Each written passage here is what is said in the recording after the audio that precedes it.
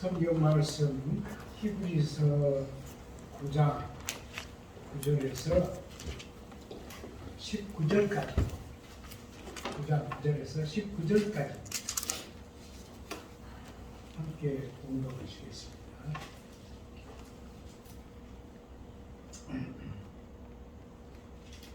이 장막은 현재까지 비우니 이에 따라 드리는 예물과 제사는 섬기는 자를 그 양심상 온전하게 할 수 없나니 이런 것은 먹고 마시는 것과 여러 가지 씻는 것과 함께 육체의 일법일 뿐이며 여러 가지 맡겨진 것이니라.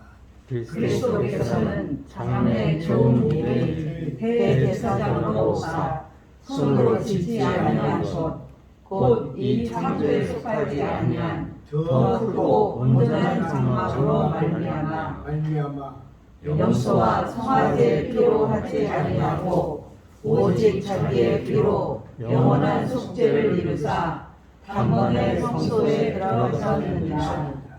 염소와 황소의 피와 및 암송아지의 죄를 부정한 자에게 부여 그 육체를 정결하게 하여 거룩하게 하거든 하물며 영원하신 성령으로 말미암아 흠 없는 자기를 하나님께 드린 그리스도의 피가 어찌 너희 양심을 죽은 행실에서 깨끗하게 하고 살아계신 하나님을 섬기게 하지 못하겠느냐. 이로 말미암아 그는 새 언약의 중보자시니 이는 첫 언약 때에 범한 죄에서 속량하려고 주사 부르심을 입은 자로 하여금 영원한 기업의 약속을 얻게 하려 하심이라. 유언은 유언한 자가 죽어야 되나니 유언은 그 사람이 죽은 후에야 유효한즉 유언한 자가 살아있는 동안에는 효력이 없느니라. 이러므로 첫 언약도 피 없이 세운 것이 아니니 모세가 율법대로 모든 계명을 온 백성에게 말한 후에 송아지와 염소의 피 곧 물과 붉은 양털과 우슬초를 취하여 그 두루마리와 온 백성에게 뿌리며 이르되 이는 하나님이 너희에게 명하신 언약의 피라 하시고 또한 21절까지 읽으십시오. 또한 이와 같이 피를 장막과 섬기는 일에 쓰는 모든 그릇에 뿌려느니라.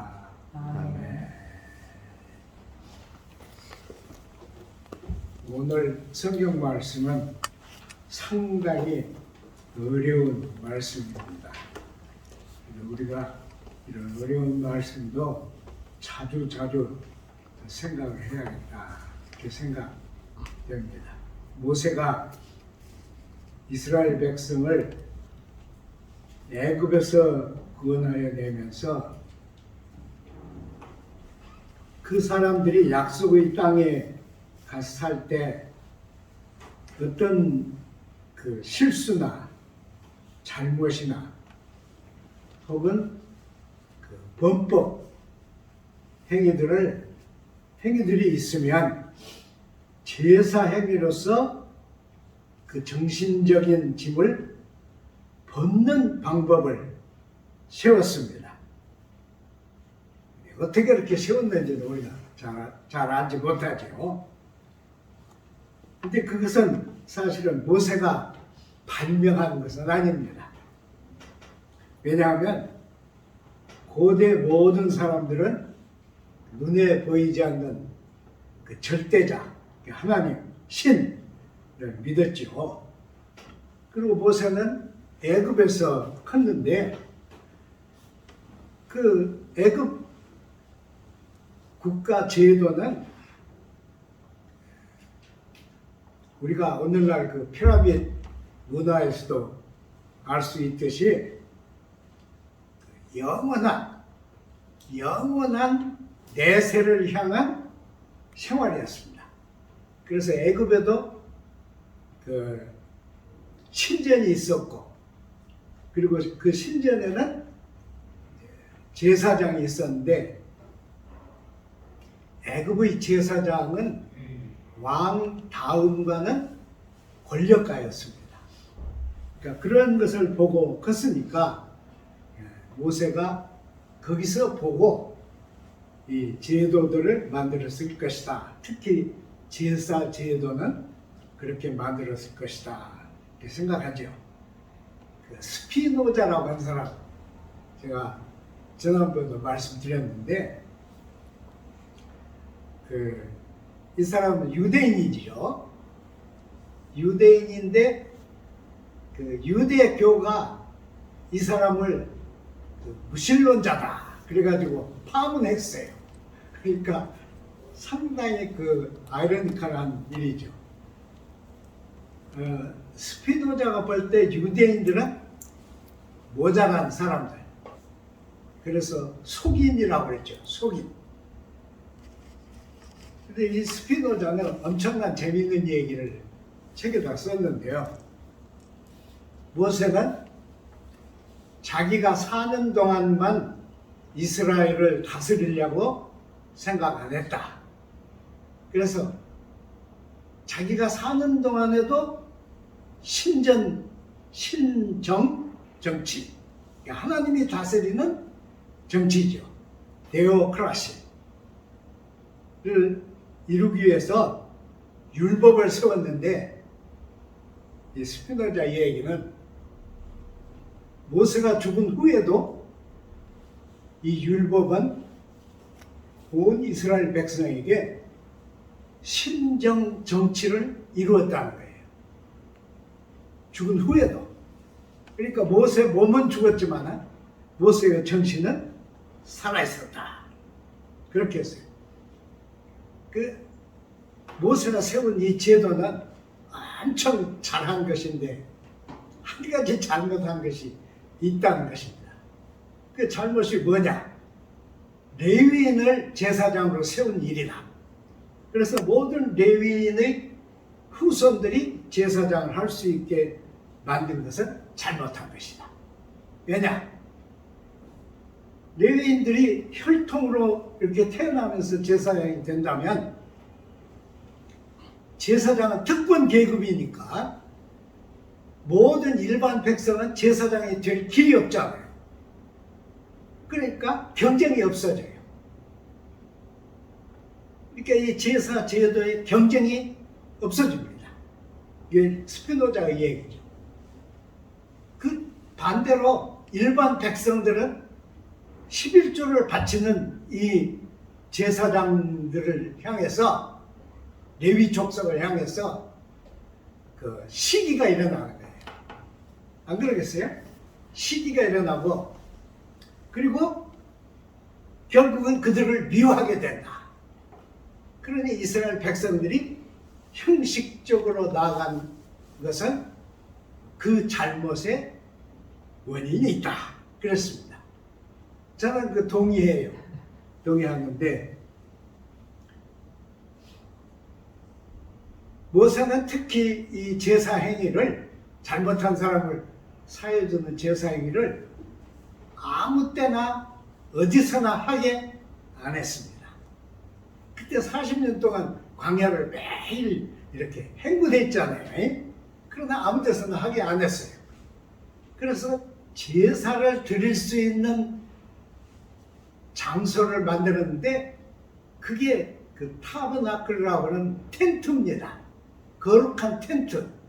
그래서 그 텐트 길이, 그리고 텐트를 세우는 그 판자들, 막대기들, 그리고 천정을 만드는 거 다 일일이 치수까지 다 해서 그걸 만들었어요.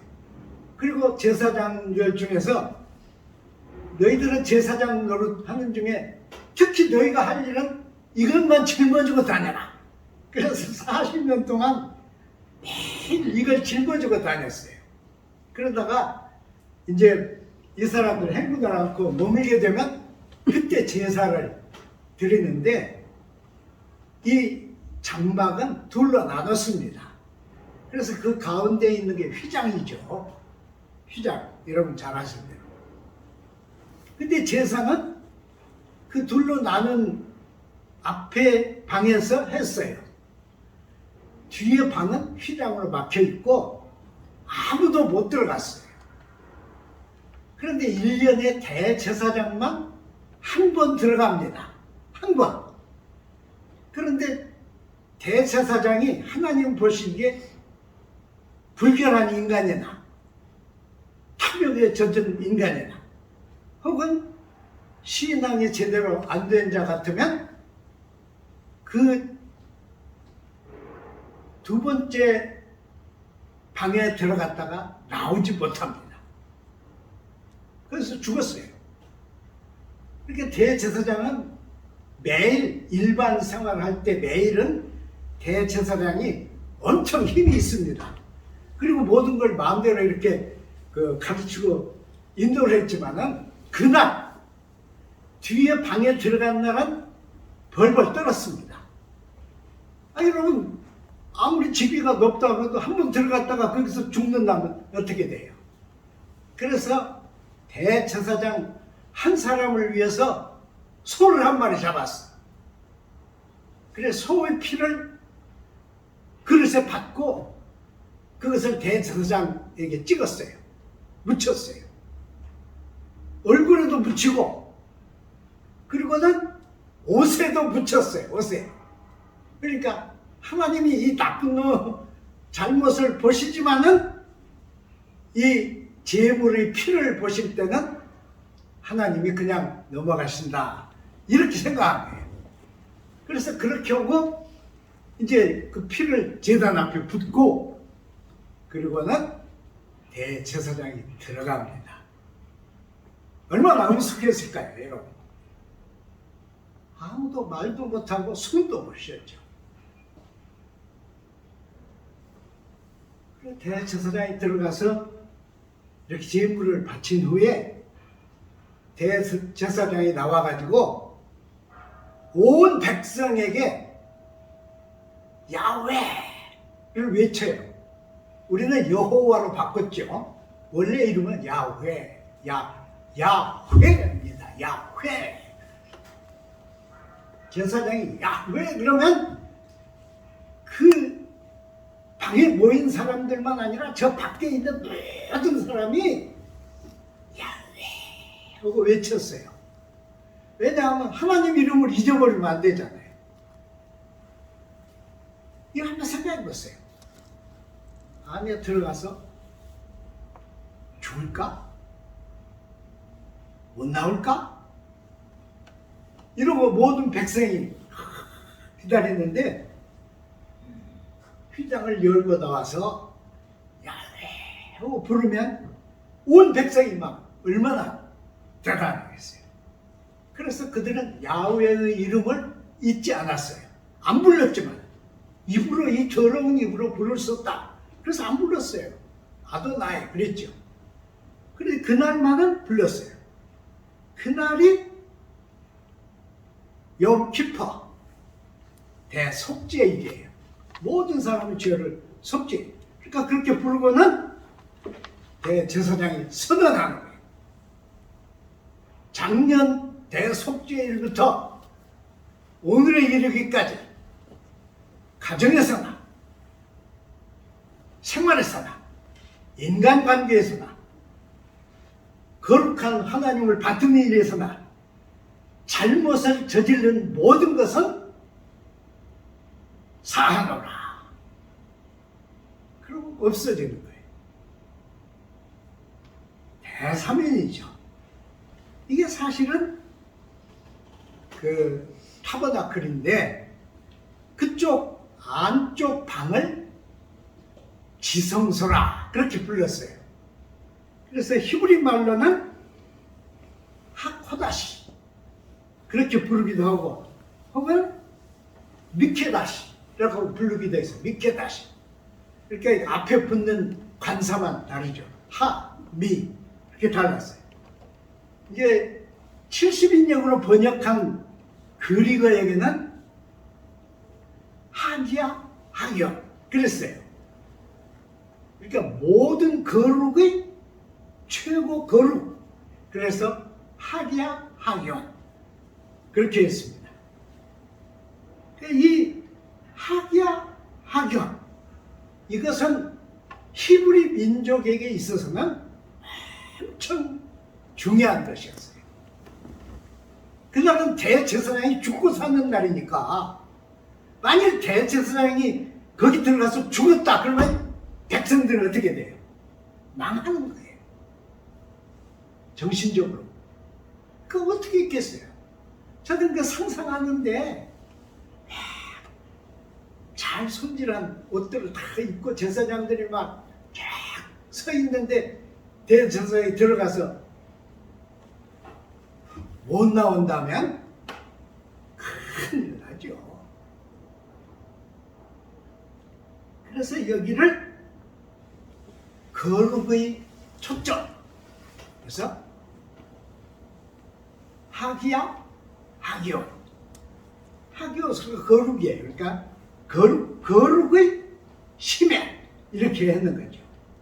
근데요, 제사장은 제사를 지내면 제물을 가지고 온 사람에게서 제물을 받아가지고 만일 양을 잡는다면 양 고기의 일부를 태웠어요.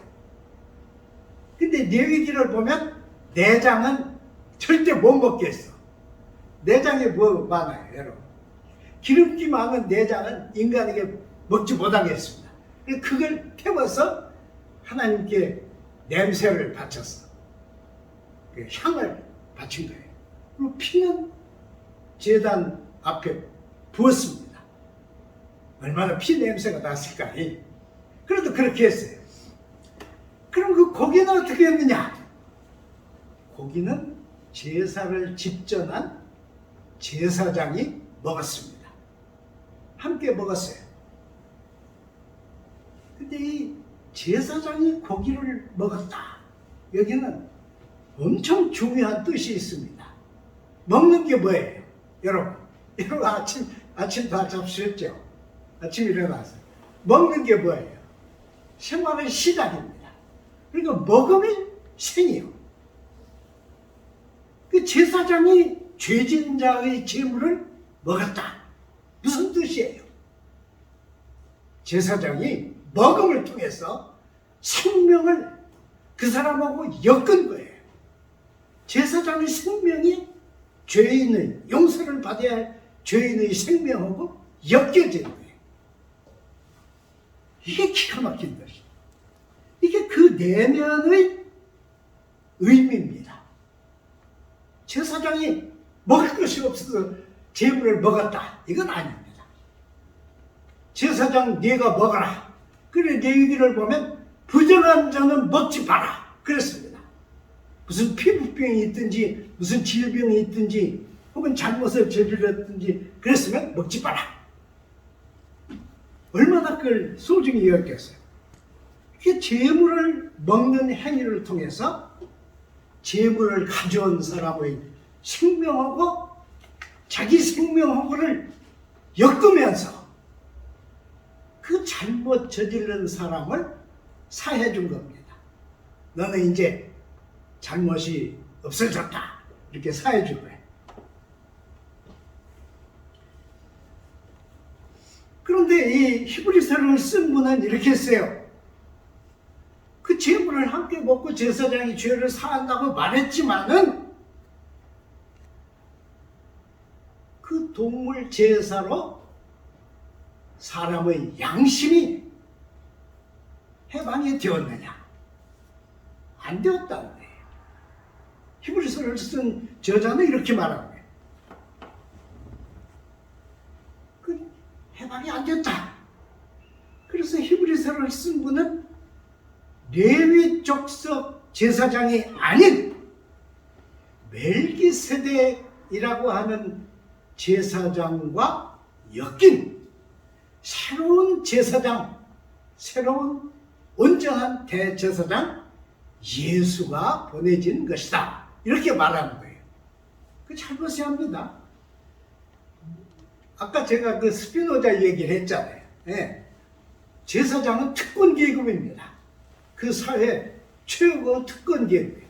지금 한국 교회도 잘못되는 그 부분 가운데 하나가 이 목회자들이 섬기는 자들이 아니야. 말로는 섬긴다고 말하지만 섬기는 자들이 아니야. 뭘 보는 거예요? 목회자들이 오는 사람들의 지갑을 보는 거예요. 오는 사람들의 가짐을 보는 거예요. 이게 잘못된 거죠. 이렇게 잘못된 거예요. 그래서 그 레위 족속, 특권을 가진 레위 족속의 제사장이 아닌 멜기세덱의 전통을 따른 제사장으로 예수가 세워진 것이다. 이게 히브리서를 쓴 분의 그 뜻이에요. 그럼 어쩌느냐? 그 많은 특권을 가진 레위 족속 제사직은 희소해지고 의미가 사람은 많아지지만 의미는 희소해지고 그리고 멜기세덱과 동일한 예수는 새로운 제사직을 세운 분이다. 그렇습니다. 그 얘기예요. 그러면서 이렇게 하던데 만일 동물을 잡아서 그 죄를 뿌려 사람이 깨끗하게 된다면 예수의 생명과 예수의 몸을 바친 이 새로운 멜기세덱의 반차를 따른 대제사장의 희생은 너희들의 양심을 깨끗하게 할 수 없겠느냐? 이 질문이에요. 동물의 피가 그렇게 사람을 상한다면 예수 그리스도의 희생은 어떻느냐? 도대체 예수의 희생은 뭐 때문에 일어났느냐? 하는 이 영적 싸움이 이 히브리서를 기록한 분의 생각입니다. 이 말씀은 아주 중요한 말씀인데요. 우리 인간이 다른 사람을 평가할 때는 뭘로 평가해요? 여러분은 뭘로 평가합니까? 다른 사람 평가할 때. 항상 인간이 타인을 평가할 때는 경중을 따져요. 그렇죠? 경중. 무거운가? 가벼운가? 많은가? 적은가? 으뜸인가? 미창인가? 를 따지는 거예요. 인간은 항상 그래요. 항상 그러는데 죄도 경중을 따집니다. 우리는 인간 그래요. 선악도 경중을 따집니다. 그런데 아주 큰 죄는 죄가 아닙니다. 우리가 지금 전두환을 발포 명령을 하잖아. 그래서 죄인 취급을 하는데 전쟁터에 가서 타국의 군대를 많이 죽인 깡그리 타국 군대를 다 죽였다면 전쟁터에 나간 장군은 뭐가 됩니까? 엄청 큰 죄는 죄가 아니에요. 그러니까 왕이 저지른 죄는 죄가 아니었어요. 죄라고 하는 건 사실은 약자들을 다스리기 위한 방법이었죠.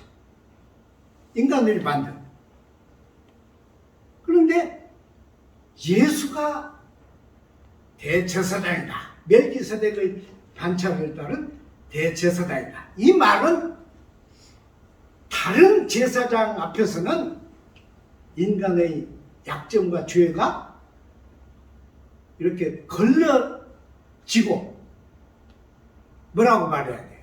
스쳐 지나갈 수 있고 빠져버릴 수 있고 그렇지만은 예수의 이 자기 몸과 자기의 피를 바친 희생 제사에서는 아무 인간 죄도 빠져나갈 수 없다는 뜻입니다. 어떤 죄도.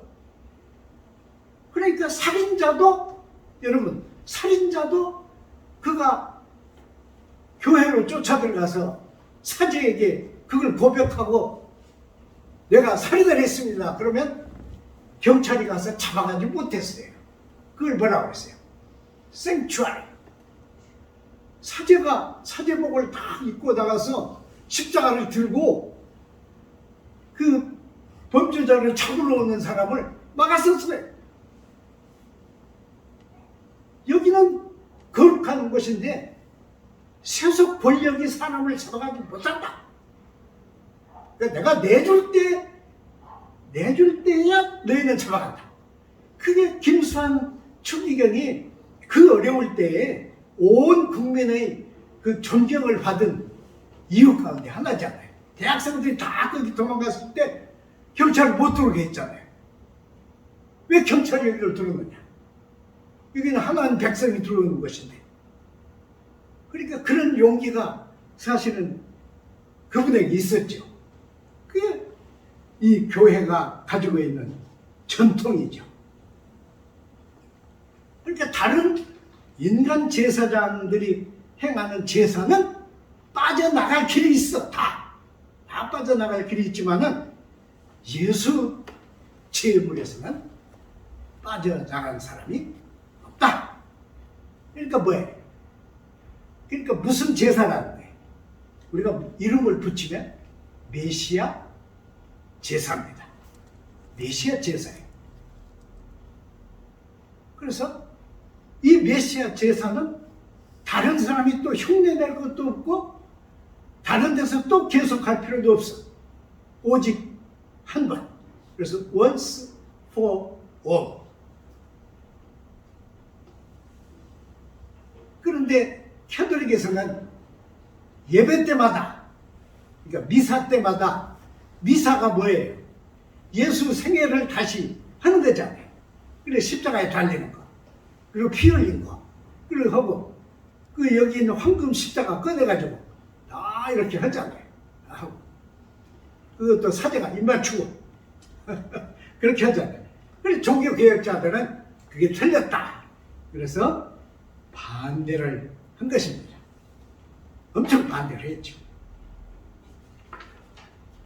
그러면 이 성경 말씀이 오늘 우리에게는 어떤 의미를 주고 있는 것인가 하는 거예요. 예수가 온전하고 영원한 대제사장이다. 이 뜻은 우리에게 뭐냐 하는, 이것은 제 질문이에요. 우리에게 뭐냐?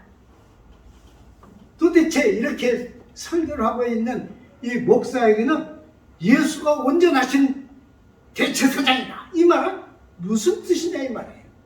도대체 무슨 뜻이냐? 왜 제가 이 질문을 한가 하면 현대인들은 다 행복해요. 불행하다고 말하는 것도 자기들이 억지로 만든 불행에 불과해요. 종교개혁 시대에 막 신앙 때문에 쫓겨다녔던 사람들이나 순교자들이 그 도주 행로나 그런 것에 비하면 현대인들은 다 행복합니다. 굶는 사람도 없고, 그리고 현대인은 누가 타인을 마음대로 압제하지 못해요. 못하잖아요. 경찰서장도 경찰 한 사람을 만일 손을 댔다거나 모욕을 했다면 당합니다. 당하잖아요. 국회의원도 만일 백성들에게 잘못된 말을 했다면 당하는 거예요. 지금은 다 우리가 무엇에도 눌리지 않습니다. 그래서 현대인들은 속죄가 필요 없어. 여러분, 속죄가 필요해요? 한번 자기 자신에게 깊이 물어보세요. 내가 속죄가 필요한가? 제가 그 신학교 졸업하고 그때 강도사라고 그래요, 여러분. 그래서 교회 가면 강도님 그렇게 불렀어요. 우리 교회 장로님은 저를 부를 때 장감독님 그랬어요. 놀리느라고. 그냥 봐도 60대, 난 30대잖아요. 그게 강도사인데, 그때 거기 가가지고 이렇게 저기 강도사가 목회를 하잖아요. 목회를 해. 근데 제가 있을 데가 없어서 교장 선생님 집에 하숙을 했어요. 하루는 교장 선생님 사모님이 아침 먹고 제가 나오려고 그러는데 강도님 할 얘기가 있다는 거예요. 그래서 하시려고 그래요. 아니 매일 교회 가면 죄, 회개 그렇게 하시는데 그때 막 신학교 졸업했으니까 어떻겠어요? 푼나물 같았었겠지. 근데 저는 회개할 것이 없어요. 제가 애들 다 그대로 기르지. 남편이 시킨 대로 하지. 교회가 시킨 대로 하지. 내가 도둑질한 일도 없고 내가 나쁜 일도 없는데 교회 가면 왜 설교를 그렇게 해요?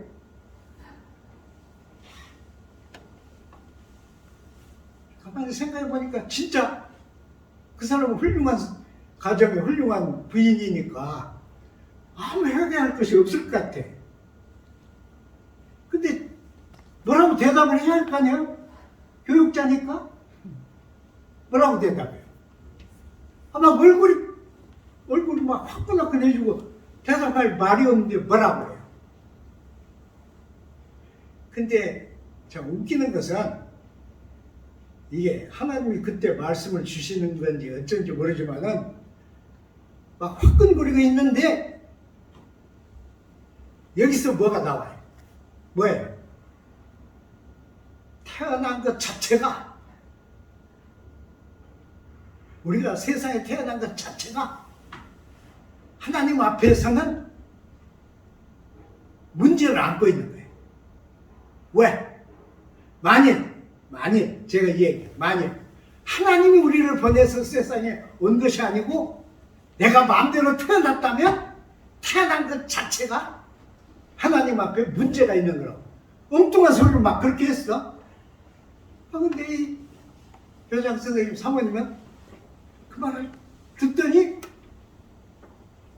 눈이 뻘개지는 거예요.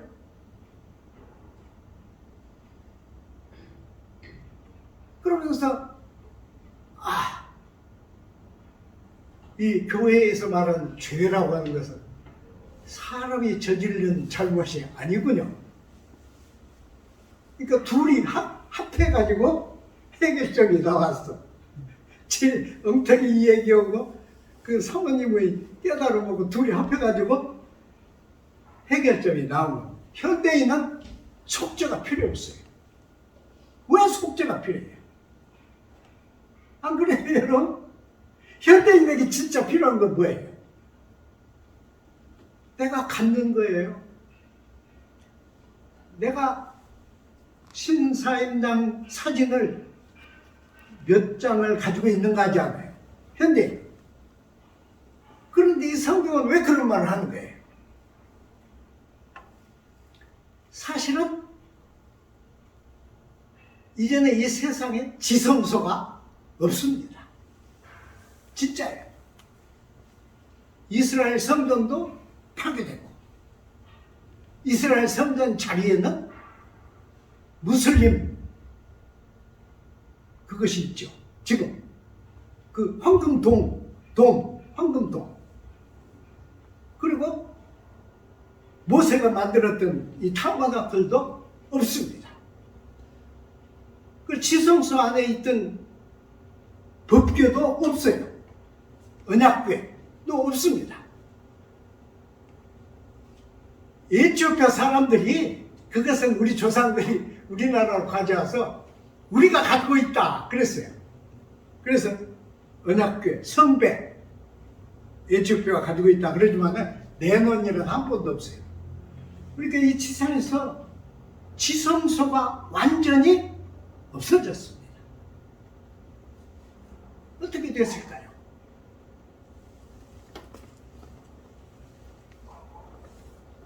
지성소가 없어졌다는 말은 우리가 돌아갈 곳을 잃어버렸다는 뜻이에요.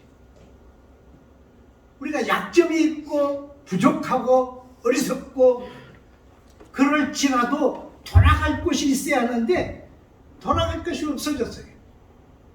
지성소가 없어져. 돌아갈 것이 없어진 거예요. 무슨 얘기예요? 돌아갈 곳이 없는 인간은 막되어먹은 인간입니다. 여러분 안 그래요? 막되어먹은 인간. 근데 우리는 세상에서 지성소가 없어져 버렸으니까 그럼 어떻게 하라는 거예요? 실은 인간들이 만든 지성소를 하나님은 없었습니다. 왜냐? 이런 모든 것들은 하늘에 있는 것들이 모형이다 그랬잖아요. 모형은 없었어. 모형이 우상화되니까 하나님은 모형을 없앴습니다. 만일 우리 미래교회가 언약궤를 가지고 있다면 어떨까요, 여러분? 우리가 황금으로, 아카시아 나무로 만들어서 황금을 둘러싼 언약궤를 우리가 가지고 있다면 우리가 주일 아침에 와서 어떻게 할 것 같아요? 물론 이런 허술한 집에다 놔둘 수도 없지만 언약궤부터 가서 만나야 하잖아요. 응. 그리고 아마 언약궤 앞에 우리는 무릎을 꿇을 거예요. 그리고는 그때 대제사장이 하나님 앞에 말씀을 올린 그 자리에 우리 입을 대고 우리 소원을 말할 거예요. 그러나 하나님은 이것들을 없애버렸습니다. 대신 뭐가 있어요? 예수가 있습니다. 지성소 대신 하나님은 예수를 세우신 거예요. 지성소의 언약궤 대신 하나님은 예수를 세웠습니다. 물론 예수도 그 몸과 생명을 십자가를 거주하죠. 생명. 어찌라는 거예요?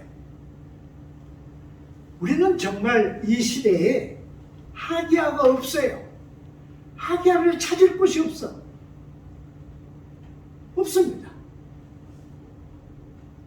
하기야가 없는 시대의 사람들 삶이 불행한 거예요. 이 불행은 얼마나 불행하냐? 영어로 말하면 unfathomable, 깊이를 잴 수 없는 abyss, 심연, 깊이를 잴 수 없는 심연의 삶이, 불행한 심연의 삶이 현대인의 삶입니다. 그럼 우리는 없느냐? 아니에요. 예수예요. 예수가 지성소이고, 예수가 언약이고, 예수가 속죄의 초점이고, 예수가 우리 삶의 실체입니다. 우리가요, 여러분, 교회에서 막 성숙한 신앙 그러죠? 근데 사실은 교회가 온전한 한 개인들에게는 성숙한 신앙이 이루어지지 않습니다. 목사가 웃기는 얘기하죠. 이단 목사가 웃기는 얘기를 하죠. 성숙한 신앙이 뭐다? 성숙한 신앙은 교회가 만든 종교적인 조직, 종교적 부담, 종교적 룰, 종교적 행위, 교회가 요청하는 종교적 모든 행태들을 때려 부시고 인간 존재인 우리 각자가 진정한 지성소 예수를 바로 대할 때, 그렇게 내가 버스를 타면서도 예수를 대하고, 버스 타서 맨날 앉아서 기도하는 목사님들 봤죠, 여러분? 그러란 뜻은 아니에요.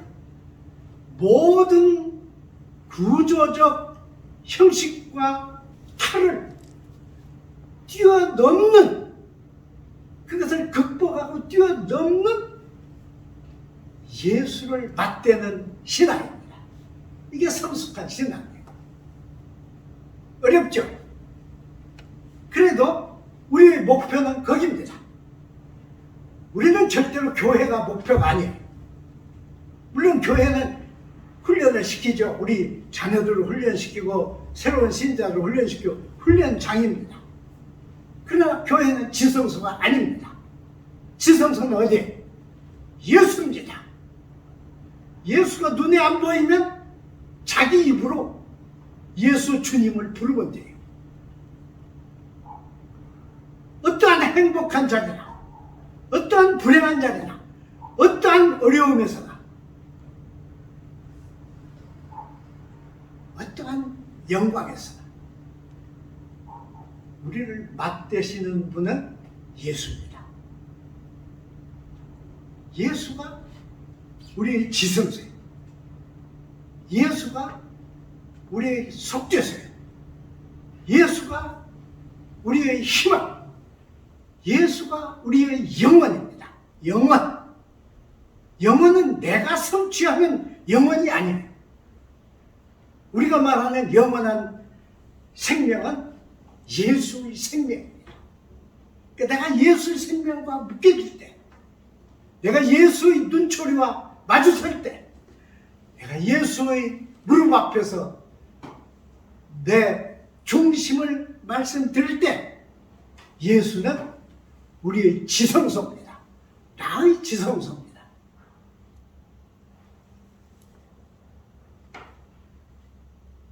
나의 속죄소, 나의 영원, 나의 생명, 나의 모든 것입니다. 기도하겠습니다. 거룩하신 하나님, 우리를 많은 신자들 가운데서 또 뽑으셔서 이 작은 공동체를 이루신 하나님의 뜻이 어디에 있는지 우리는 매일매일 되묻고 있습니다. 하나님이 우리를 긍휼히 여기셔서 이 작은 공동체를 만드셨사오니 여기가 우리 참된 지성소인 예수를 배우는 자리이며 속죄의 자리이며 영원한 자유의 자리이며 영원한 생명을 얻는 자리가 되게 하여 주옵소서. 우리들의 심령, 우리들의 삶, 우리들의 모든 신체적 조건, 우리들의 모든 삶의 현장, 오직 예수만 우리 앞에 서시게 하시고 오직 그분을 향해서 우리가 나가게 하시고 하기원으로 주님을 모시게 하옵소서. 예수님 이름으로 기도드립니다.